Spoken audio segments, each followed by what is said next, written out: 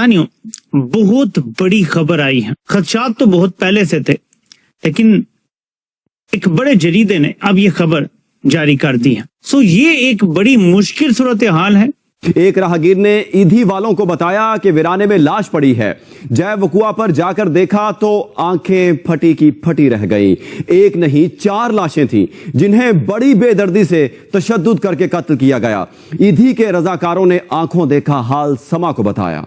रोटी खाओ वरना गोली खानी पड़ेगी, ऐसा बोला था भारत के प्रधानमंत्री ने, जिस पर पाकिस्तान के बहुत सारे लोगों को, जरदारी साहब को और बाकियों को ऑब्जेक्शन था। द रेजिस्टेंस फ्रंट, जिसका नाम पुलवामा में, पहलगाम में आया, उसी रेजिस्टेंस फ्रंट का एक सीनियर आतंकी बोलना पड़ेगा, जैसे कमांडर था जफर, वो मारा गया। वो अफगानिस्तान के प्रोविंस बगलान में मारा गया।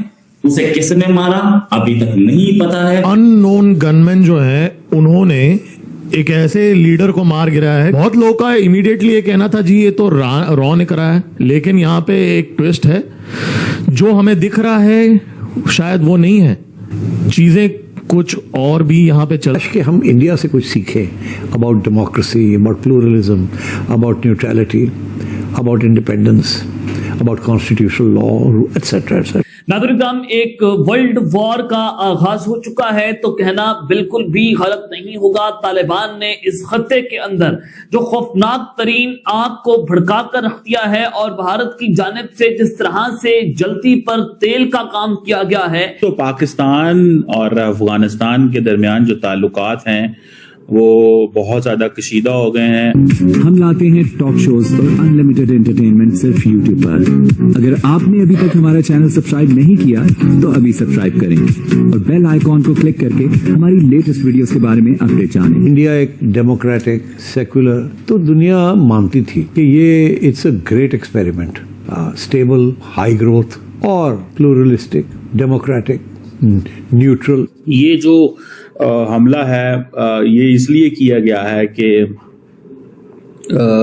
वो अफगानिस्तान ये समझता है कि हमें पाकिस्तान को सबक सिखाना है, क्योंकि अफगानिस्तान ने कहा है कि हम तो अमेरिका से लड़ते रहे हैं, हम तो सोवियत यूनियन से लड़ते रहे हैं, तो ये पाकिस्तान तो चीज ही कोई नहीं। This is what you know the narrative is coming. और हुआ ये है कि ये जो हमला हुआ है इससे वो जो अफगानिस्तान और पाकिस्तान के दरमियान जो गांव है, जो डिवाइडेड गांव है, आधा यानी कि ऐसा गांव है, आधा गांव है जो अफगानिस्तान की साइड पे है, आधा घर, और दूसरा आधा घर पाकिस्तान की साइड पे है, तो उसमें सिविलियंस का भी नुकसान हुआ। और सबसे बढ़ के अफगान तालिबान ने ये किया है कि उन्होंने पाक अफगान फ्रेंडशिप गेट तबाह कर दिया। ये वो पाक अफगान फ्रेंडशिप गेट है जो उनकी साइड पे है, पाकिस्तान की साइड पे नहीं है। ठीक है जी। अब इससे आपको पता चलना चाहिए कि माइंड सेट क्या है, क्या है माइंड सेट क्या है, और दोनों मुल्कों के दरमियान किस तरह की सिचुएशन को वो लेके चलना चाहते हैं। सो पाकिस्तान जो है इसमें जारी बात है परेशान है कि भाई अफगान तालिबान क्यों ये सब कुछ करना चाहते हैं। पाकिस्तान हमेशा ये सोचता है या तो चाइना बचा लेगा या यूएस बचा लेगा, और अभी भी भारत में मनमोहन सिंह की सरकार है जो डॉसिए खेलेगी और इनको कोई आफ्टर इफेक्ट नहीं होगा। हालांकि अभी जो बांग्लादेश की घटना हुई है उसके बाद से अननोन गनमैन का क्लेम हम लोगों ने छोड़ दिया है। अब तालिबान भी इसकी जिम्मेदारी नहीं ले रहा और भारत ने भी जिम्मेदारी नहीं ली है, इसलिए हम जिम्मेदारियों को किनारे हटाएंगे। रेजिस्टेंस फ्रंट जो है कश्मीर में बहुत ज्यादा एक्टिव था। अभी कुछ तो कारण है कि वो कश्मीर छोड़ करके ऑपोजिट साइड चला गया। अच्छा, एक बात मजेदार है कि पाकिस्तान को ये मालूम है कि भारत अनप्रोवोक्ड हमला नहीं करेगा, इसलिए वो अपना ध्यान अफगानिस्तान की तरफ लगाया। अगर यही चीज होती, इनको भारत, इनकी ईस्टर्न सीमा हमारी वेस्टर्न सीमा से खतरा होता और हम जाकर के कुछ ऑपरेशंस करने वाले होते, तो ये बहुत अच्छा समय है पाकिस्तान के ऊपर दबिश देने का। जैसे एक समय में अफगानिस्तान ने हमारे सामने ऑफर रखा था, आप उधर से आ जाइए, हम इधर से आ जाते हैं, क्योंकि पाकिस्तान के एग्जिस्टेंस को अफगानिस्तान शुरू से डिनाई करता है। उनकी सारी जो जिसे कहना चाहिए दमखम आती है वो विदेशियों से आती है, अपना कोई बेस नहीं है इनका। जो इनके ऑफिशियल लेटर्स हैं उनमें देखा जा रहा है कि किस तरीके से इनको बोलना पड़ता है कि बंदूक मत छोड़ो, पोस्ट मत छोड़ो, सरेंडर मत करो, दम हमसे लड़ो। ये किसी आर्मी को इंस्ट्रक्शन नहीं दिए जाते। That is the might of Pakistan, जो कभी कभार फायर करता है तो बूढ़ों, बच्चों, औरतों पे करता है। एंड जहां कोई एक हिम्मत से इनके सामने निहत्था भी खड़ा हो जाता है तो ये भाग लेते हैं। आपने देखा होगा बलूचिस्तान में ऐसी फोटो है जहां पे निहत्थे बलोच बंदूकधारी पाकिस्तानी आर्मी को दौड़ा ले रहे हैं। तो द थिंग इज कि साजिशें लड़ करके बम विस्फोट करना अलग बात होती है, और एक जगह टिक करके किसी को नाम रेजिस्टेंस फ्रंट है, लेकिन कोई अगर मान लीजिए हम एक सेकंड के लिए मान लेते हैं अफगानिस्तान रेजिस्ट कर रहा है, वो एग्रेस कर रहा है पाकिस्तान को, तो ये रेजिस्टेंस फ्रंट जो लश्कर ए तैयबा का ब्रांच है वो जाकर के वहां पर खड़े होकर के रेजिस्ट कर ले। जो आपने 3 फोटो दिखाई वो एक बात साबित कर रही है कि इसको ट्रैक किया गया था, इसकी मैपिंग काफी समय से चल रही थी, और उसके बाद बिल्कुल एकदम मतलब जैसे वो कहते हैं ना एजेंसीज ऑपरेट करती हैं उस तरीके से जाके फिर इसको एलिमिनेट कर दिया था। एक समय ये चीज यहाँ पर चल रही थी कश्मीर में, कौन सा ग्रुप था याद नहीं, शायद एलईटी था, उसका जो भी हेड बनता था 1-2 महीने के अंदर मारा जाता था। बुरहान वानी जिस ग्रुप का था, तो वो शायद सिलसिला शुरू हो गया है।